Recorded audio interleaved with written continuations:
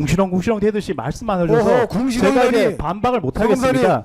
이런 식의 모욕적인 발언을 계속 부는 건 뭡니까 도대체? 예? 궁시렁이라니. 아니 상대편 말 아니 제발 저희가 그런 말씀 드리면 저작거리의 시정작가도 아니신 변호사님들께서 특검이 의견을 제공하는데도 계속 뒤에서 궁시렁궁시렁대고 무슨 탑법원에서 장애판 후지듯이 궁시렁궁시렁대고 있지 않습니까?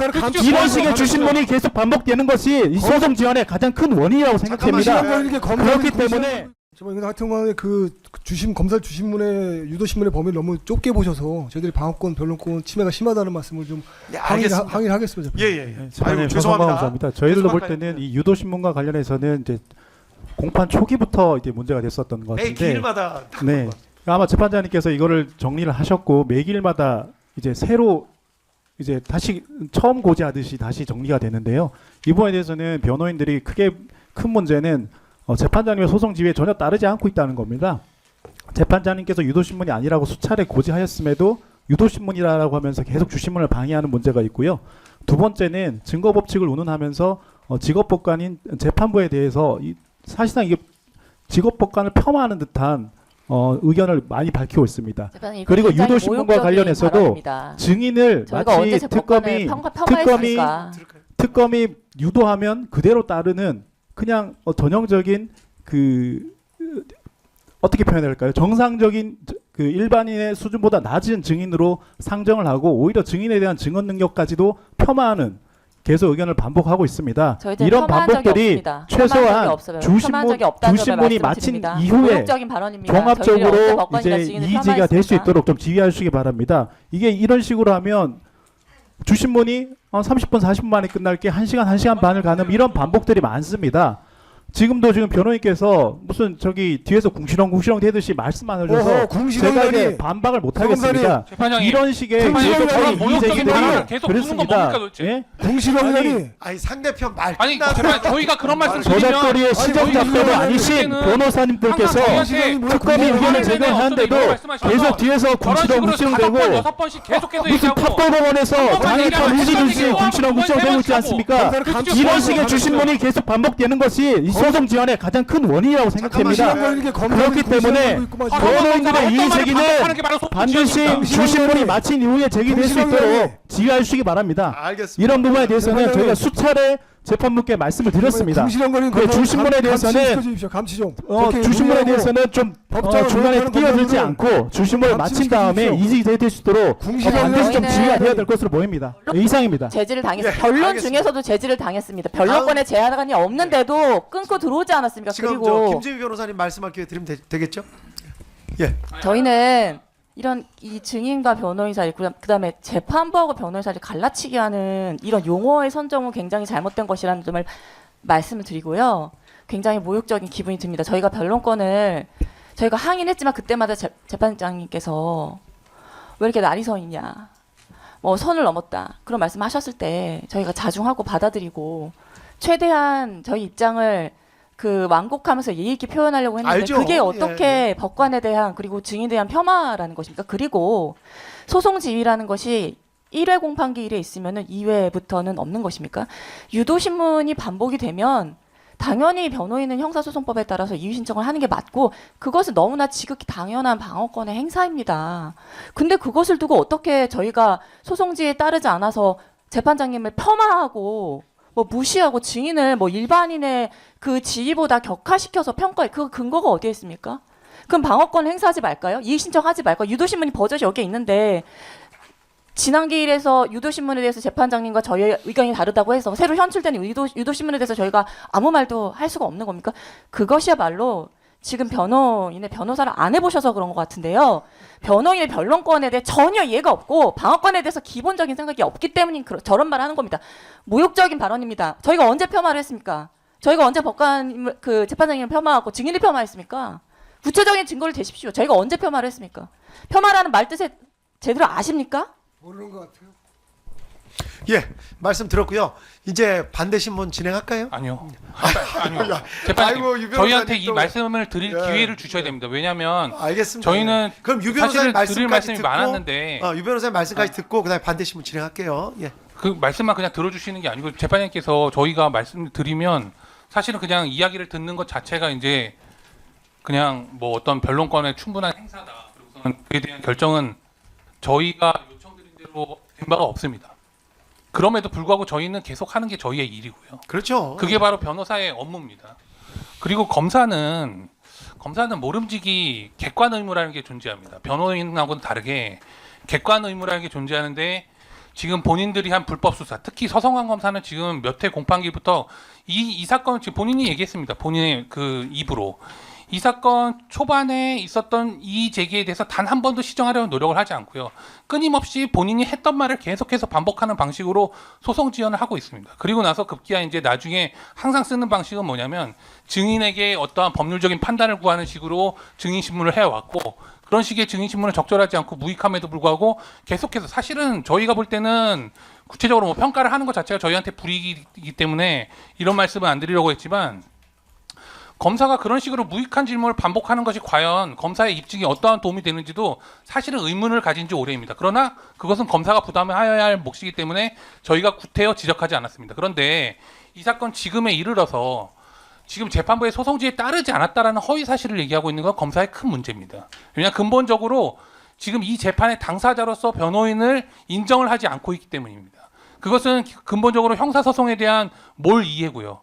검사가 이야기한 대로 재판부가 소송 지휘를 해야 된다라는 식으로 조금 전에 재판부를 향해서 윽박 지르듯이 이야기한 것은 법정 소란에 해당합니다. 저렇게 만약에 변호인들이 저렇게 이야기를 했다면 그걸 가지고 꼬투리 삼아서 또 다른 법정 가서 또 이상한 소리를 했을 겁니다. 지금 발언한 검사가요. 그 발언한 검사가 스스로 부적절한 발언을 해놓고 지금 부적절한 발언을 한 예는 이렇습니다. 증인을 모욕한다. 증인의 수준을 낮게 보고 있다. 그거는 검사가 그렇게 보고 있기 때문입니다. 왜 그러냐? 검사는 저희가 이런 식으로 이의를 제기하거나 이런 식의 문제점을 제기하는 식의 방식으로 수사를 분명히 했습니다. 그건 조서에 다 남아있는 것이고요. 그리고 또 그것이 허용되는 뭐 수사 기법 중에 하나라고 볼 수도 있겠습니다. 수사 과정에서는요.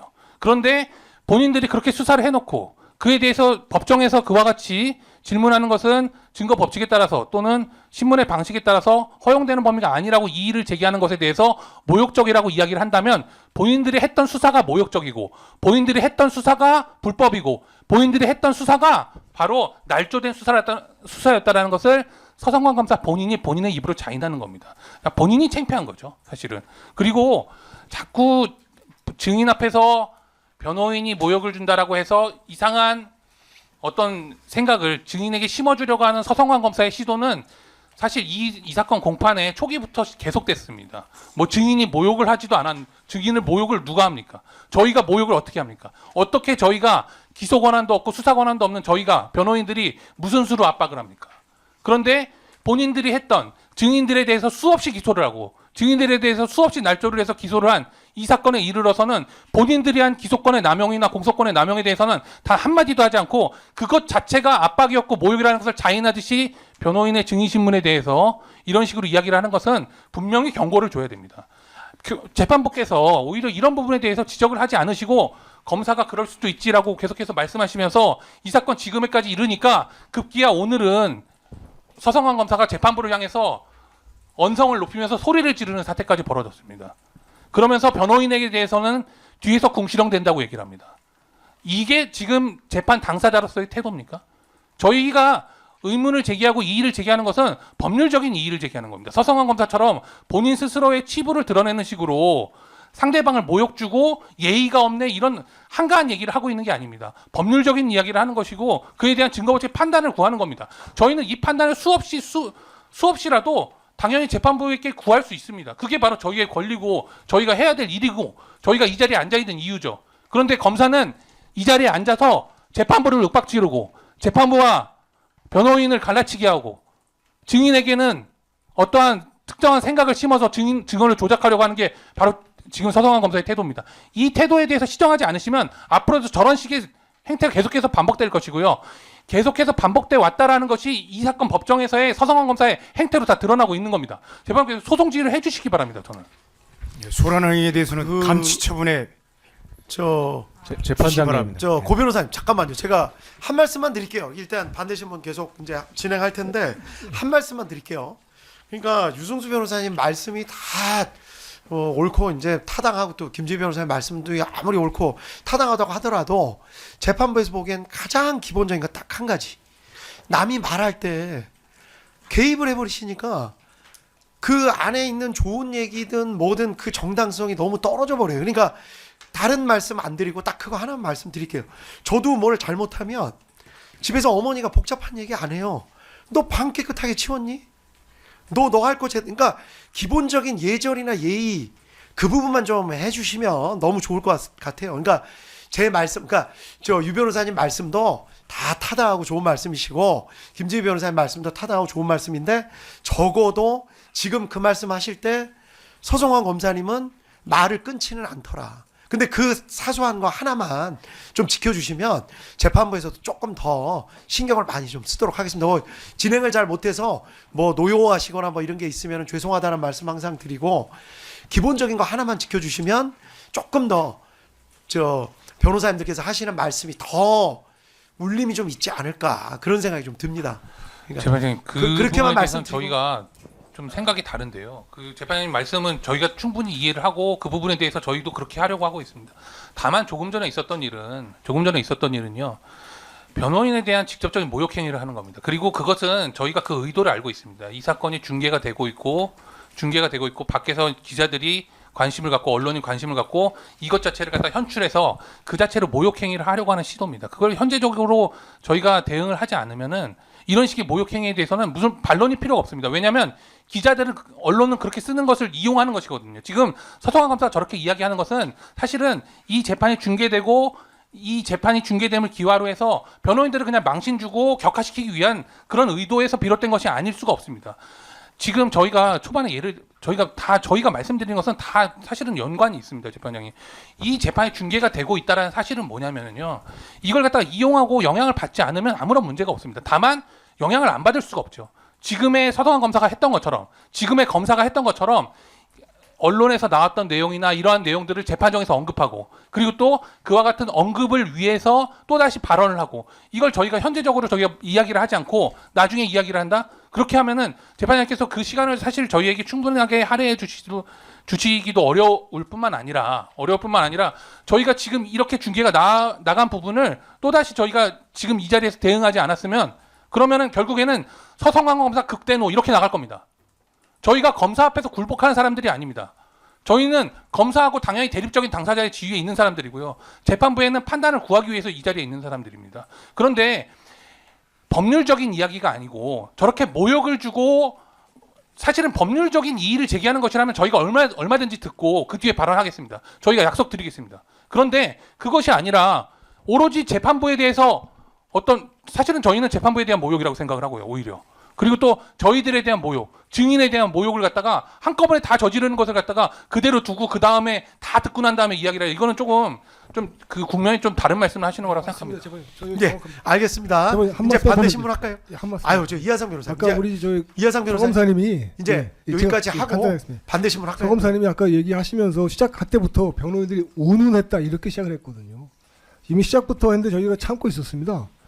그럼에도 불구하고 계속 말하면서 변호인들의 변론 활동을 비판했기 때문에 저희들이 그걸 옵셋시키기 위해서 말을 한 것이고요. 아까 유 검사님이 정확한 얘기입니다. 그런 걸 그냥 놔두면 그냥 저희들이 가만히 듣고 있었다 이렇게 되기 때문에 그건 저희도 용납할 수가 없습니다. 그래서 그런 겁니다. 재판장님. 예, 알겠습니다. 이해해 주시고요. 이제 반대 신문을 통해서 법률적인 논쟁에서는 반드시 그렇게 하는 알겠습니다. 예. 반대 신문을 통해서 좀 실력을 좀 이렇게 좀 보여주십시오. 예. 반대 신문 시작할까요? 어느 변호사님이 하시겠어요? 박성재, 추경호 구속영장 기각됐지 않습니까?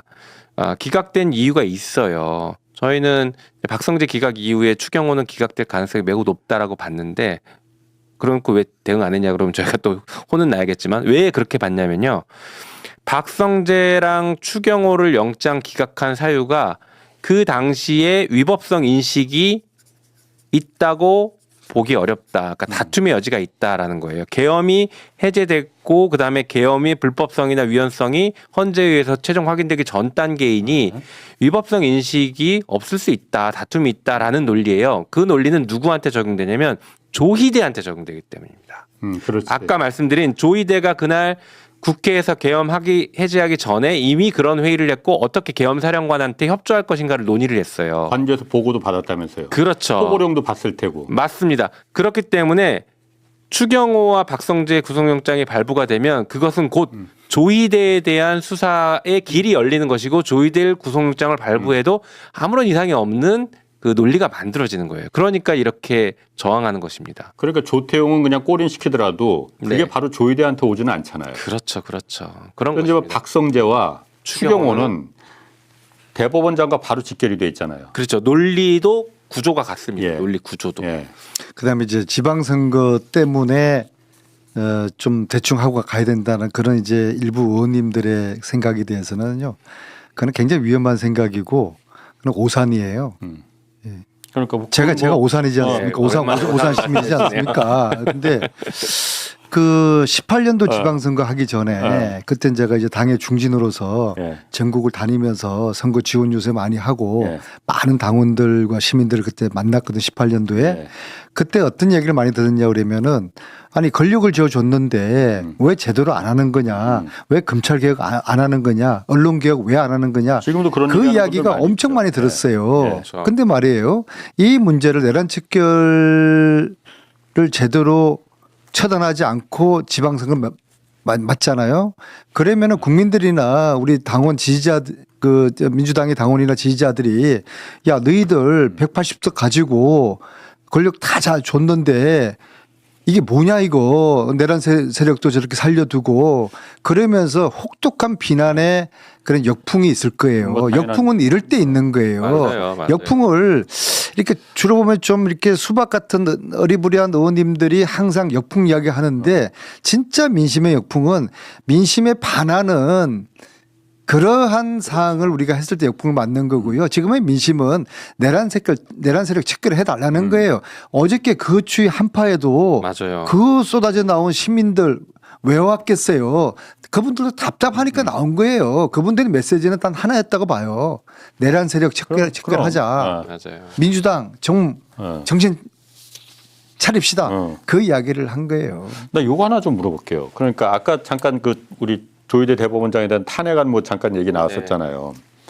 지금 내란 그 전담 재판부나 뭐 사법개혁제도나 이런 제도를 바꾸는 게 있고, 또 하나는 어쨌든 내란이라는 그 사건을 해결하는 그게 있잖아요. 네. 제도를 바꾸는 건 어쨌든 시간이 오래 걸릴 수밖에 없습니다. 그리고 여론의 추이를 그건 당연히 봐야 되는 거고. 그렇지만 사건은, 내란이라는 사건이 터졌으면은 요 사건에 대해서는 뭔가 책임을 묻고 이거는 빨리빨리 할 수 있고 이게 그 당연히 먼저 해야 되는 거잖아요. 그렇죠. 이거를 왜 그런데 할 수 있는데 왜 민기적거리는 거예요? 물론 그러니까 제가 대법원장을 좀 탄핵하자 이게 맞다 안 맞다 그걸 말하는 건 아닙니다. 그거를 제가 판단할 수 있을 만한 능력은 안 되는 것 같고, 어쨌든 그런데 그때 문제가 있다고 봤었으면 그때 대법원장이 말씀하신 대로 12월 3일 당일날 당연히 법에 대해서 가장 많이 알고 마지막 결정기구인 대법원이 할 일을 못했으면은 이 역사적인 부분에서 할 일을 못했으면 나가는 게 맞네, 밀어붙이면 되는 거 아니냐라고 밖에 분들이 얘기합니다. 그럴 수 있죠. 충분히 그럴 수 있고요. 네. 그래서 이제 사실은 그 탄핵을 고민할 때는 헌재를 빼고 생각할 수는 없거든요. 예.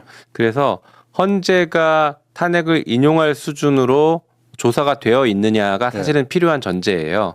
뭐 판사 탄핵 한 명 하는 거랑 대법원장 탄핵하는 건 또 다른 문제이기 때문에, 그래서 선 국정조사와 선 특검이 그래서 얘기가 나왔던 거고, 그러니까 제가 이제 원내 수석이었을 때 박찬대 원내대표 시절에는 그 방향을 전략을 짜놨어요. 그런데 이제 대선 직후에 이제 저희가 이제 지도부에서 다 빠지면서 그 전략들은 충분히 저희가 이제 뭐 전달은 했지만 그게 진행이 잘 안 됐다고 저는 보고 있습니다. 김영민 의원이 다시 지도부 들어가야 되겠네. 아이고, 안 되는 이번에 많이 지방선거 비잖아요, 때문에 이번에. 그런 거예요? 아니요 그런 건 아니었던 것 같고 그 당시만 해도 지방선거가 곧바로 있었던 건 아니니까. 그런데 여러 가지가 복합적이겠죠. 그런데 뭐 아시는 것처럼 당 지도부가 새로 들어오면 이제 또 경제 문제, 민생 문제와 통합 뭐 이런 것들을 고려 안 할 수가 없거든요. 그러다 보니까 이쪽이 좀 소홀했던 거 아닌가 싶은데 말씀하신 것처럼 저는 이게 먼저 이게 해결이 되면 경제, 민생 이런 거 다 따라옵니다. 그렇지. 이게 전국이 불안정하고 내란 세력들이 저렇게 막 아스팔트에서도 여전히 저러고 있으면 그 자체가 불안 요소예요. 내란 세력 체결하지 못하면 내년 지방선거 없다. 보장 못한다. 저도 전적으로 동의합니다. 전적으로 동의합니다. 자, 그럼 지금 오산하지 마시고. 오산 오늘 많이 나오네. 오산 많이 나와. 오랜만에. 자, 그 내란 전담 재판부 있지 않습니까? 네. 이거 좀 어제 법사위 통과했죠? 네.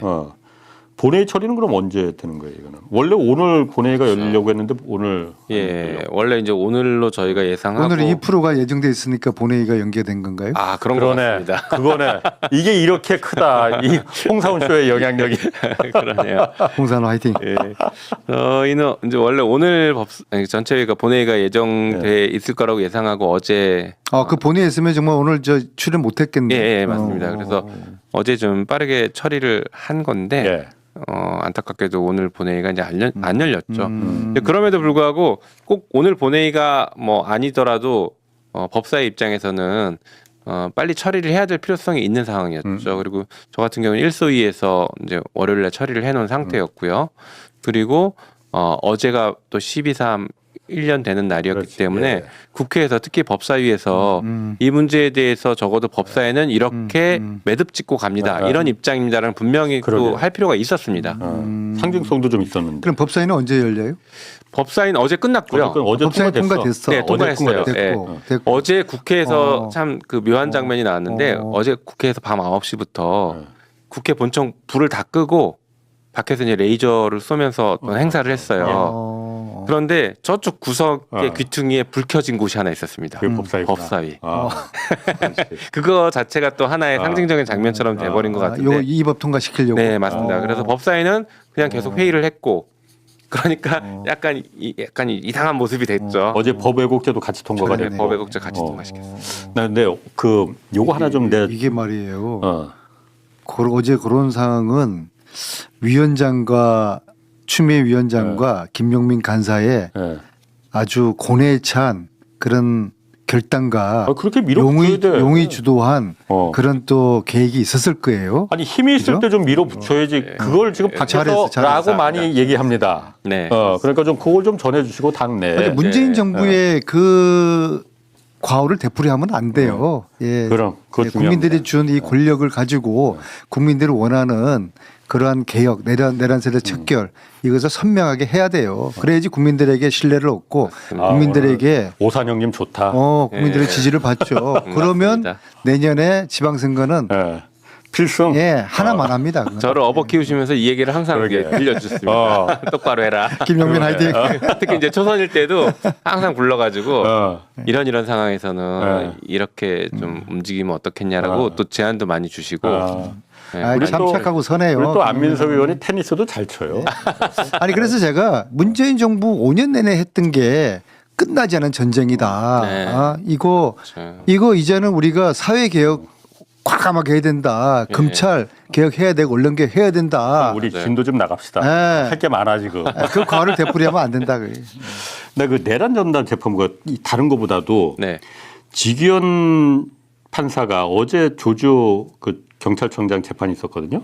이때 잠깐 내란 전담 재판부 요 얘기를 했어. 그런데 조금 뉘앙스가 이상합니다. 한번 들어보시죠, 저거. 증거 목록 병합될 거 생각해서 쫙 정리해야 됩니다. 고등법원이든 뭐 내란 전담 특별재판부든 하여간 고등법원에 이대로 이런 증거 목록으로 올릴 수는 없어요. 자, 더듬잖아요. 내란 전담 특별 저 재판부 이거 왜 그랬을까? 이 의도 일부러 그런 걸까? 아니면 뭔가 의미가 있는 걸까? 저분도 조희대 대법원장이 지명한 건가요? 아니 지금 저 재판부가 윤석열 재판을 저 지기현 재판부가 맡게 된 게 지금 지정한 거냐 아니면 정말 뺑뺑이로 무작위로 한 거냐? 그거는 약간 좀 미스테리입니다. 미스테리예요. 물론 법원행정처에서는 법원 무작위로 했다고 하는데 그 사건은 워낙 그 얘기는 제가 좀 뺑뺑이 돌리기로 돼 있죠. 정리해서 한번 말씀드릴게요. 말씀하신 것처럼 원래 무작위 배당을 해야 되는데 김용현 사건이 먼저 있었어요. 그렇지. 윤석열 하기 제일 전에 좀, 김용현 사건을 누구에게 배당할까 하다가 이거를 처음에 무작위 배당하지 않고 판사들에게 이 사건에 대해서 재척 사유가 없는 사람들을 중심으로 해서 배당을 하겠다. 소위 말해서 이제 중요 사건이니까 그렇게 처리를 하겠다라고 이제 그랬었죠. 얘기를 했다고 예. 합니다. 그래서 그 중에서 재척 사유 없는 판사들 중에서는 무작위 배당을 해서 직위원 재판부로 갔다라는 게 법원의 공식적인 이제 답변이에요. 예. 그런데 그 뒤에 윤석열 사건을 거기다 병합시켜서 지정 배당했거든요. 이게 윤석열은 지정 배당이 맞아요. 딱 그냥 그렇지. 꽂아준 건 예. 맞아요. 그러면 법원은 지금 당연히 할 수 있다라고 얘기하는데 여기서 이제 문제가 생기는 겁니다. 윤석열은 내란 우두머리이고 김용현은 내란 주요인 모종사자예요. 예. 그러면 윤석열 사건이 큰 사건, 김용현은 소예요. 소를 처리하는 사건에 대를 갖다 붙일 게 아니라 대를 별도로 배당을 했어야 돼요.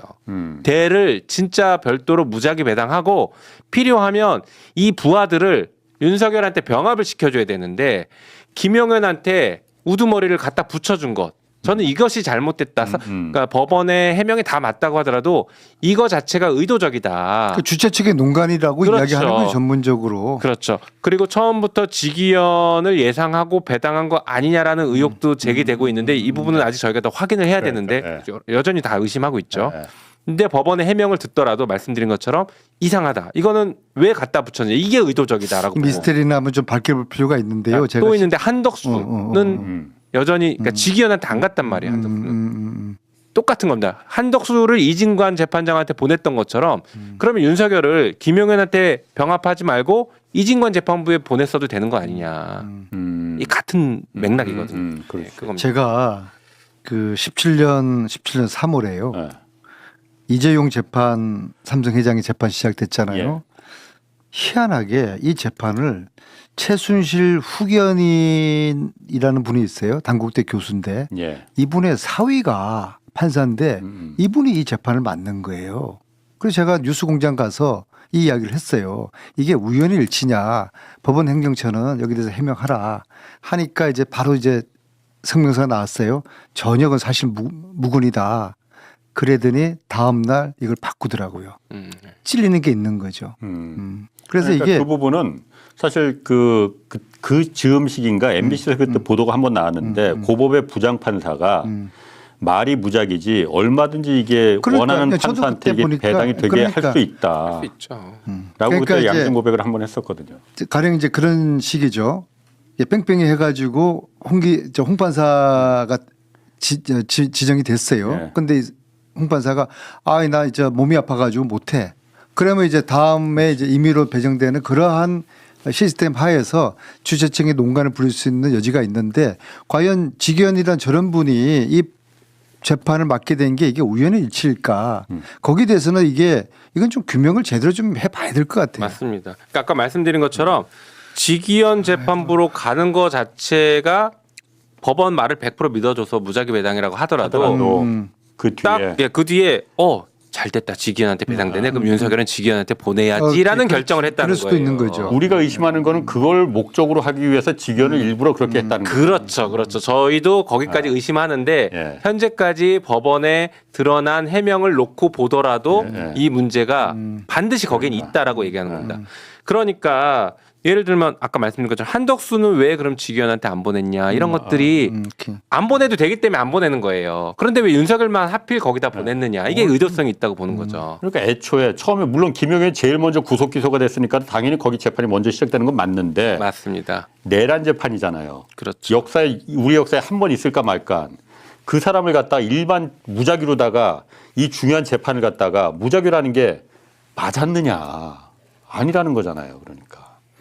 그리고 그 무작위라고 얘기했던 것이 실질적으로는 의도성이 있어 보였다. 그렇지. 국민들에게는 아무런 의도가 없는 것처럼 얘기했지만 직위원 판사가 하는 의도가 행위를 있는 것처럼 보면은 보이는 거예요. 도저히 이해할 수 없고 어떻게 저런 분이 이런 중요한 내란 재판을 맡게 되었나. 그렇죠. 그나마 재판 중계가 돼서 국민들께서 불신이 더 커진 거죠. 그러니까 현실을 알게 된 거죠. 민낯을 보게 된 것이죠. 그러니까 그래서 아까 그 직위원 판사 더듬거렸잖아요. 내란 전담 재판 얘기를 어쨌든 하면서 네. 이거는 어떻게 보세요? 나는 글쎄요. 약간 이제 매기는 거 아닌가 그 생각이 좀 들기도 하고. 뭐 법원은 지금 공식적으로는 아주 세게 내란 전담 재판부에 대해서 반대하는데 예. 그 이제 위헌성을 여러 가지를 얘기해요. 예. 그런데 결론을 들어보면 뭐냐면 여기서 한번 뚫리면 앞으로 비슷한 사건이 있을 때 법원을 신뢰하지 않고 계속 이렇게 전담 재판부들이 만들어질 수 있으니 예. 이번에 막아야 된다. 예를 들면 예전에 특검 처음 할 때 검찰이 야, 한 번 뚫리면 안 돼. 그리고 그들의 특검 계속 만들어졌던 것처럼 예. 똑같이 된다. 이 생각을 하는 거예요. 진짜 두려움은 거기에 있는 것이거든요. 그건 많이 뚫어줘야 되겠네요. 예. 그러니까 그런 것이고 위헌성 논란을 저쪽에서 주장하는 게 대표적인 게 이제 두 가지. 하나는 무작위 배당성을 해친다.